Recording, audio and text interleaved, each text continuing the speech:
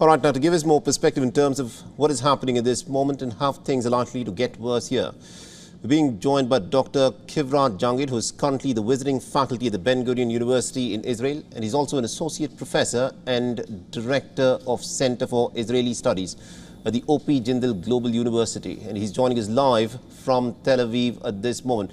Now, Professor, this is a pretty delicate moment in this conflict that has broken out as we speak. This is day 8 of the conflict, and there is a humanitarian catastrophe that is playing out in the Gaza Strip. The Gaza Strip for the last 6-7 days has been under a complete blockade, and more than 2.3 million people at this moment have been cut off from access to food, water, electricity, and in some cases even internet. Can the situation improve from here? Well, Mohammed, the situation is very worrisome, and the only way it will improve if Egypt, with the assistance of other Arab states and American and European aid, will allow the people of Gaza to cross the Rafah border and walk into Egypt. I think for the last 6 days, America and other Arab states have been talking with Egypt and convincing Egypt that they will share the cost, that Egypt needs to allow these people to settle in Egyptian territories for a while, or maybe walk through Egypt to some other parts. But that's a one possible humanly and dignified solution. Else, moving these people from one part of the Gaza to another part of the Gaza is extremely dangerous, because it's a very small piece of land. And as you pointed out rightly, Israel has carried out bombs at night, and they have, not discriminated where the residential parts are and where the Hamas operations are.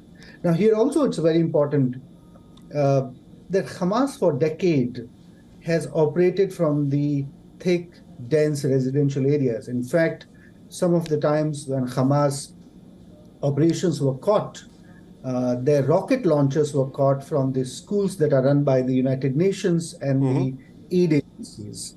So they do operate from very, very critical areas of human life, and that puts the whole people of Gaza in jeopardy.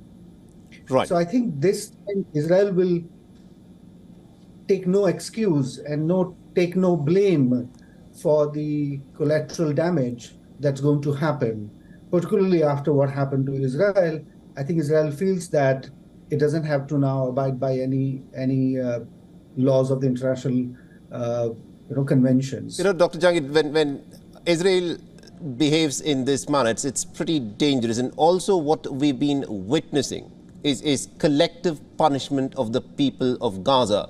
Now, Hamas carried out that horrific attack into the state of Israel on the 7th of October. Now, Hamas needs to be made accountable for it. But for the actions of Hamas, Israel subjecting 2.3 million innocent civilians who've got nothing to do with this violence is essentially a war crime. Well, I wouldn't jump to that, because for the last 6 days, from the day one, when the Prime Minister of Israel spoke on the Saturday evening, he did say and alerted the people of the Gaza to leave.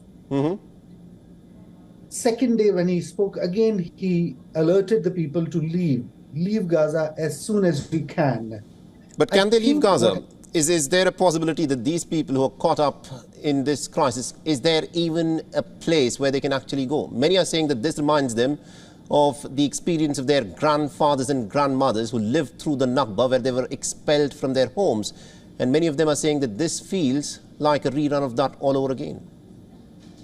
It's true. Most of the people who are in Gaza are actually refugees who lost their homes either in 1948 or after the 1967 war, when Israel captured West Bank, East Jerusalem, and the other territories.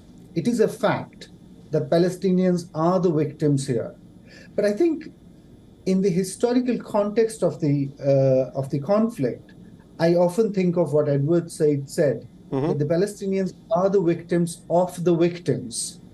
I think the violence and the cycle of the violence, particularly after what methods Hamas has used and what its political and the religious objectives are, has put the people of Gaza in far worse situation than the people the Palestinian,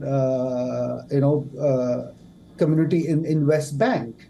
So you're right. I think that the world needs to really help the people of Gaza and not let them be punished in a collective manner. And also, Professor, there are reports that are coming in where this is according to the Israeli intelligence. They say that they have actually managed to take down the top commander of the Al-Qassam brigade that planned and executed that attack into Israel on the 7th of October. They managed to pin down this individual known as Bilal al-Qadra in the city of Khan Yunis. They've done this yesterday night. This is what the Israeli intelligence claims. So if they are taking out the top leadership of Hamas and those people who perpetrated that attack, that is the manner in which one expects them to go about.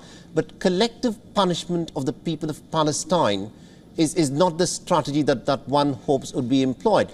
But do you think the Israelis at this moment, how do you see will end this war? Because this war has got to end in some way. Would they be happy if the perpetrators of the attack are all brought to justice, or are they looking at clearing up at least the northern part of Gaza and go ahead with the ground invasion that they say that they would want to do?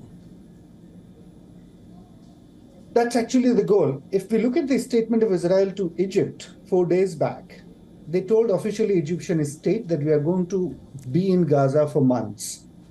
I think taking commanders out, attacking and killing them, targeted assassinations used to be the strategies of Israel for the last decade and a half. But this time something has fundamentally changed about Hamas and its engagement with Israel. I see the end goal as complete clearing of Gaza from the Hamas tunnels and Hamas operating places. Right. I personally, at a great cost it will be, but Israel will be in Gaza for months to come. Their agenda is to completely take out Hamas out of Gaza. And by the way, it happened to once upon a time to PLO. If you remember, in 1982, Israeli army went to Lebanon to take out Palestinian Liberation Organization, at that time led by Yasser Arafat. And Arafat had to take all of his men, around 10,000, and run to Tunisia in 1982. The Lebanese invasion of Israel ended only in 2000. So I think Israelis are going back to their rule book and thinking that Hamas should not anymore operate from Gaza. Wherever it will operate, we will deal with that. And I wonder if Qatar or Iran will really give their lands for Hamas to operate from. It's very sad. What is interesting is that once again, this conflict is becoming a regional conflict, not because of the other Arab states, but because of Iran. I think Iran is playing a big role here. All right. Thank you very much indeed, Dr. Jangid, for joining us and giving us your views on this issue. Thank you. WION is now available in your country. Download the app now and get all the news on the move.